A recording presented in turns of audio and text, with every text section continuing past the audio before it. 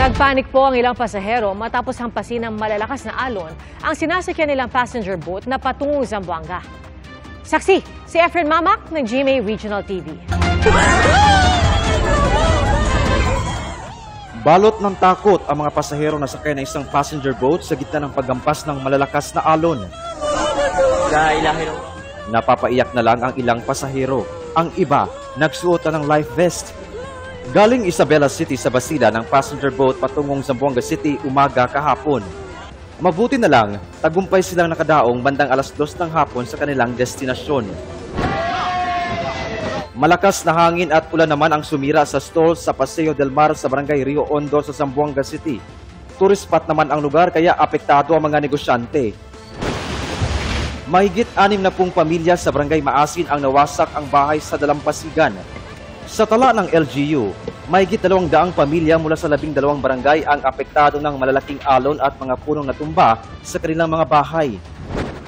Malalaking tipak ng bato naman ang bumagsak sa kalsada sa Siocon, Zamboanga del Norte. Sinubukan tanggalin ng mga residente ang mga nakaharang na bato pero maya-maya ay umalis na rin dahil sa pangamba na isa pang pagguho. Nagsagawa na ng clearing operation. Sa Cagayan de Oro City, malaking puno ng mulave ang bumagsak sa bubong ng bahay na ito. Kilaburo ng paggawa na lotus panyapon. Puro na buwan kahoy na rin ako nakita din dia. Nagko kayo. Nangabali ang mga kahoy dia. Isang parlor naman ang natumbahan ng puno ng langka. Nasira at nagsiliparan ang bubong ng Baker Center matapos ring tamaan ng malakas na hangin. Wala naman sugatan sa insidente. Patuloy ang assessment ng barangay sa halaga ng pinsala sa lugar. Para sa GMA Integrated News, ako si Efren Mamak, ang inyong saksi. Suspendido ang biyahe ng maliliit na sasakyang pandagat sa ilang lugar sa Bohol at Cebu dahil sa masamang panahon. At sa Antique, 2 na ang naiulat na nawawala matapos umanong anurin sa ilog. Saksi, si Adrian Trietos ng GMA Regional TV. Rumagasa sa loob ng mga bahay ang baha sa Barangay Pardo, Cebu City. Nalubog ang ilang appliances ng uploader na si June T. Dahil tila kulay abong tubig, hinala raw nila. Galing ito sa quarry site malapit sa kanilang komunidad. Abot hanggang dibdib ang baha sa Barangay Mabolo kaya gumamit ng lubid ang mga rescuer para mapabilis ang paglilikas nila ng mga residente. Dahil sa naranasang malawakang pagbaha, inirekomenda ng Cebu City DRMO na isailalim sa state of calamity ang lungsod. Isa-isa namang sinagip ang 3 minor de edad na natrap sa rumaragasang ilog sa Negros Oriental. Ayon sa La Libertad MDRMO, natulog ang magkapatid at kanilang pinsan sa isang kubo sa pagitan ng 2 ilog at hindi agad sila nakaalis dahil tumaas ang tubig bunsod ng mga pag-ulan.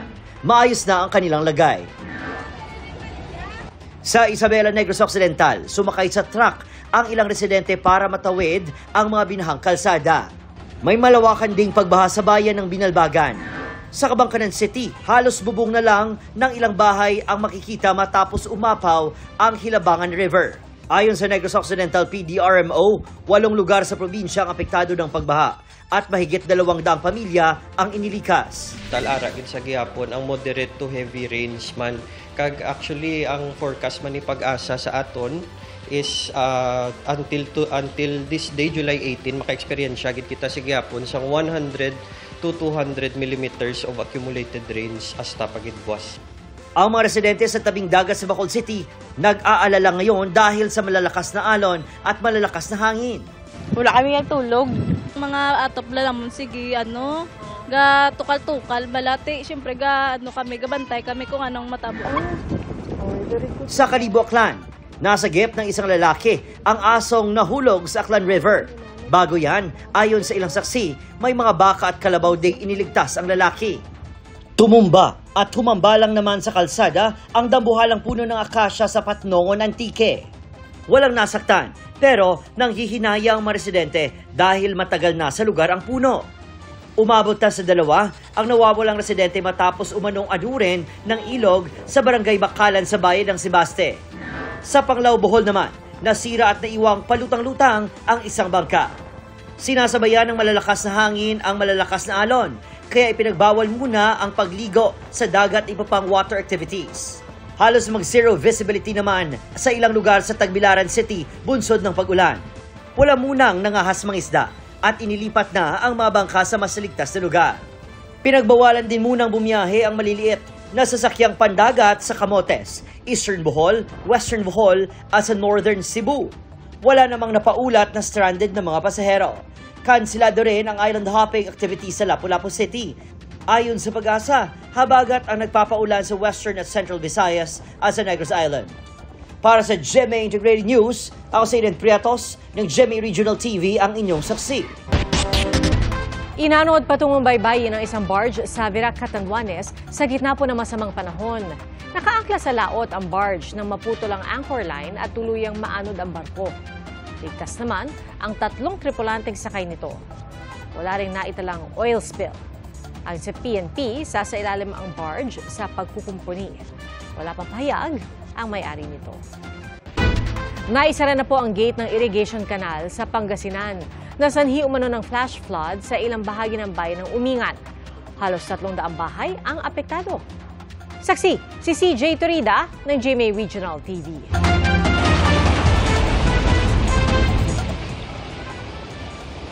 Rumaragasang baha ang bumungad sa mga residente sa Barangay Poblacion West sa Umingan, Pangasinan kagabi.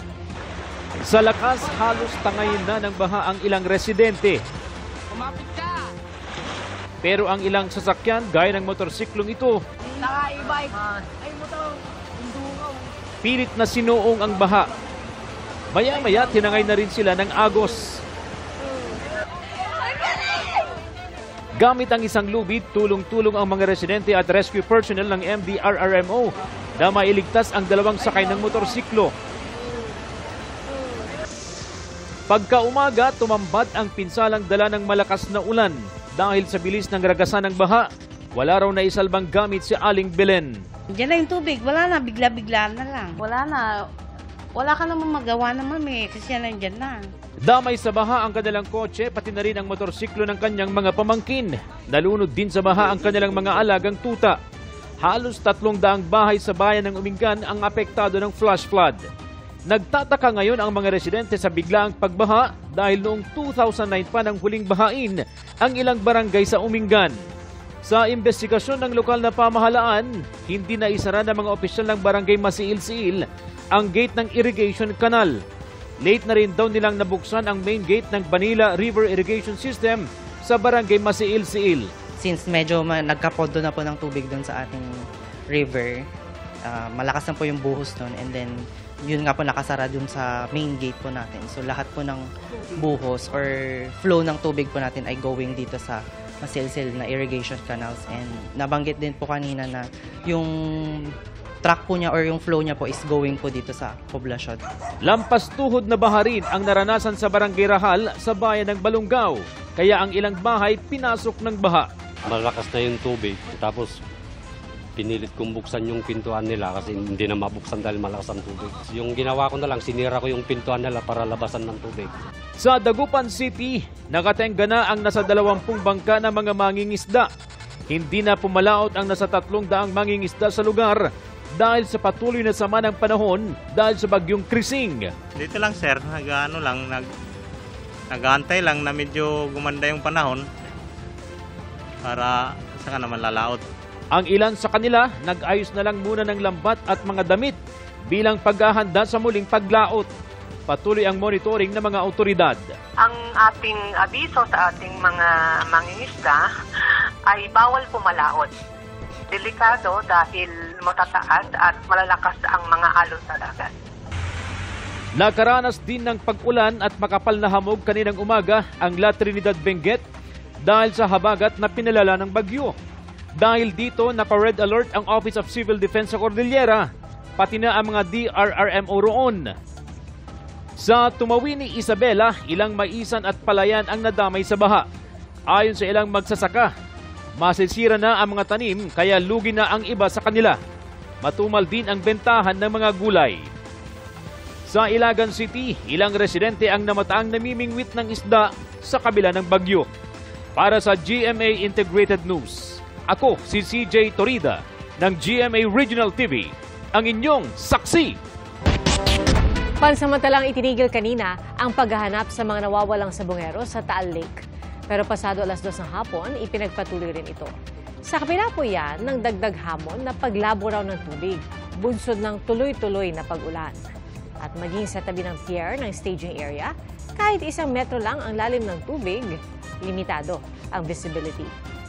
Tahimik naman ang Bulkang Taal matapos ang bahagyang pag-alboroto nito kahapon. Posibleng mahigit 30 iba pa ang sangkot sa issue ng mga nawawalang sabongero. Ayon po yan kay Justice Secretary Jesus Crispin Remulla. May panawagan din ng DOJ sa mga nawalan ng kaanak na posibleng konektado sa sabong na hindi pa dumulog sa kanilang tanggapan. Saksi, si Salima Refrat. Galing sa Department of Justice kanina, si Julie Dondon Patidongan alias Totoy, kung saan nag-usap sila ni Justice Secretary Jesus Crispin Remulla. Sabi ng kalihim, kabilang sa diskusyon, ang iba pang mga taong nasa likod ng pagkawala ng mga sabongero. We were talking about some other people who may be involved. We'll see. Marami na. Maybe more than 30 people.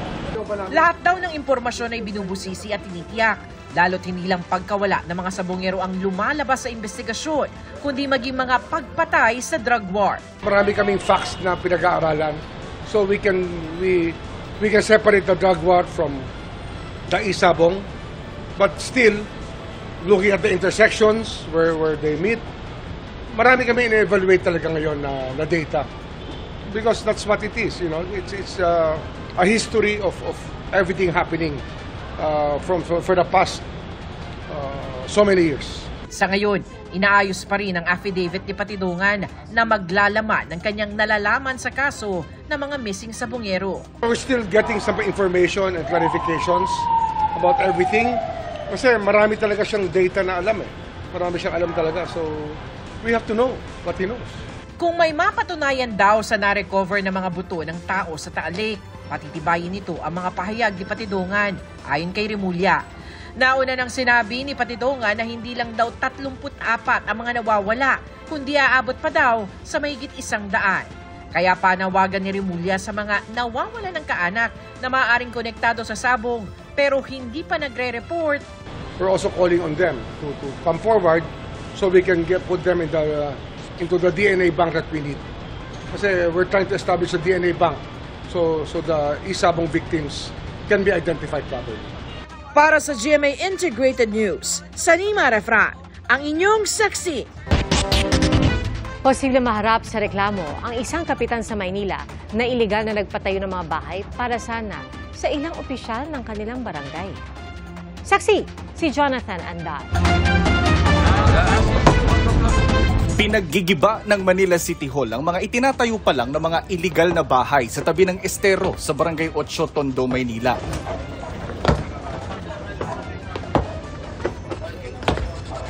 Ang mga bahay para pala sa 7 kagawan, 19 na tanod, barangay treasurer at iba pang opisyal ng barangay. Aminado naman po ako na illegal po ang pagkakatayo namin dyan. Pero bakit pa rin po kayo nagtayo kung illegal po pala? Gusto ko naman po sana yung mga kagawad ko tanod na kahit maliit mabigyan ng simpleng bahay na maliit. 12 bahay sana ang itatayo, nadagdag sa nakatayo ng 14 na bahay na pinagigiba na rin sa mga residente sa loob ng 7 araw. Sobrang hirap na 7 araw bibigyan ka. Siyempre, hindi ka naman agad-agad makakakuha ng bahay na uupahan mo. Mangungutang pa. Malinis naman po kami rito at hindi naman kami tatapon ng basura basta-basta eh. Hindi po galing sa barangay yung pinagpatayo niyan. Sa totoo po niyan, inutangan po nila yung pinagpatayo nila dyan. Nangutang kami tapos biglang gigibain. Sana po matulungan kami ni Mayor. Wala namang building permit. Ina-appropriate nila sa sarili nila bilang barangay official.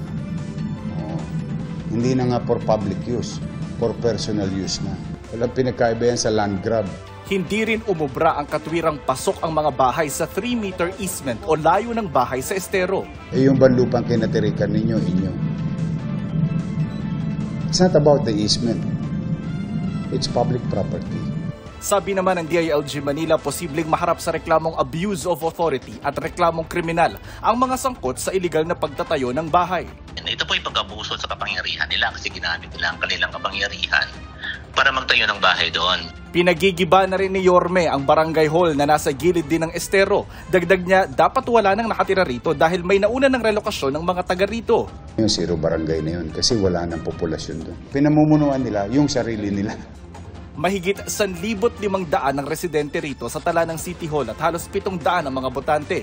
Malayo sa 5,000 populasyon na requirement kada barangay na nakasaad sa Local Government Code. Ipapanukala ni Yorme sa City Council na i-absorb na lang ng ibang barangay ang Barangay 8. Imumungkahi naman ng DILG sa Konseho ng Maynila na pagsamahin ng mga barangay na hindi pasok sa sinasabi ng LGU Code. Sa ngayon po kasi, ang Maynila, ang kanilang budget, on the average po, nasa 5 million lang po per barangay. At 55% po niyan ay sahod po kaagad ng mga barangay officials po natin, mga employees. Para sa GMA Integrated News, ako si Jonathan Andal, ang inyong saksi. Permanente na pong inialis ng ride-hailing app na InDrive ang driver na nanutok ng kutsilyo sa kanyang pasahero nang magreklamo dahil ibinaba ito sa maling lugar. Sa pahayag ng InDrive, sinabi nila na iniimbestigahan na nila ang insidente. Magsusumiti rin daw sila ng formal na tugon at susunod din sa direktiba ng LTFRB oras na matanggap nila ang show cause order. Sa ngayon, patuloy raw na sinusubukan ng InDrive na makipag-ugnayan at magpaabot ng tulong sa mga apektadong pasahero. Tutulong din daw sila sa pagsasampa ng reklamo laban sa driver. Mga kapuso, posible pa rin ang storm surge o yung pong daluyong sa ilang bahagi ng Northern Luzon dahil sa bagyong Krising. Sa abiso po ng Pag-asa, 1 hanggang 2 metrong taas na storm surge ang posible sa susunod na 12 oras sa ilang bahagi po ng Batanes, Cagayan, Ilocos Norte at Ilocos Sur. At pinapayuhan po ang mga nakatira sa tabing dagat na lumayo sa dalampasigan at huwag muna mangisda o mamangka. Lumikas muna sa mas mataas na lugar at sundin ang mga pinakahuling update mula sa Pag-asa. Mga kapuso, maging una sa saksi. Mag-subscribe sa GMA Integrated News sa YouTube para sa iba't ibang balita.